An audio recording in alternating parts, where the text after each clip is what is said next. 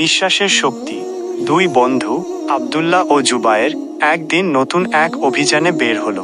গ্রামের পাশের গভীর জঙ্গলে তারা আগে কখনো যায়নি, তাই দুজনেরই মনে ছিল কৌতূহল ও রোমাঞ্চ। তারা গাছের ফাঁক দিয়ে সূর্যের আলো আসতে দেখছিল, পাখির ডাক শুনছিল, সবকিছুই ছিল চমৎকার। কিন্তু হঠাৎ করেই আকাশ মেঘে ঢেকে গেল, বাতাস ঝড়ো হয়ে উঠল, আর প্রবল বৃষ্টি শুরু হলো। জুবায়ের ভয়ে বলল, আব্দুল্লাহ, আমরা তো পথ ভুলে ফেলেছি, এখন কি হবে? আব্দুল্লাহ ধৈর্য রেখে বলল, ভয় পেও না, আল্লাহ আমাদের পথ দেখাবেন, আসো দোয়া করি। দুই বন্ধু হাত তুলে আল্লাহর কাছে সাহায্য চাইল। কিছুক্ষণ পর ঝড় কমে এলো, আর হঠাৎ দূরে একটা আলোর ঝলকানি দেখতে পেল তারা। জুবায়ের উচ্ছ্বসিত হয়ে বলল, দেখো, আলো। তারা আলোর দিকে এগিয়ে গেল। সেখানে এক বৃদ্ধ লোকের কুটির ছিল।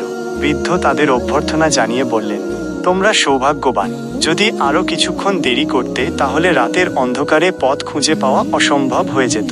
এই পথ তোমাদের সোজা গ্রামে ফিরিয়ে দেবে। দুই বন্ধু আনন্দে একে অপরের দিকে তাকাল। জুবায়ের বলল, আব্দুল্লাহ, তোমার বিশ্বাসই আমাদের পথ দেখিয়েছে। আব্দুল্লাহ মৃদু হেসে বলল, বিশ্বাস আর ধৈর্যই সব সমস্যার সমাধান এনে দেয়। সেদিন তারা শুধু পথ ফিরে পায়নি, বরং জীবনের একটা বড় শিক্ষা নিয়ে ফিরেছিল। আল্লাহর ওপর বিশ্বাস রাখলে কখনো হারানো যায় না।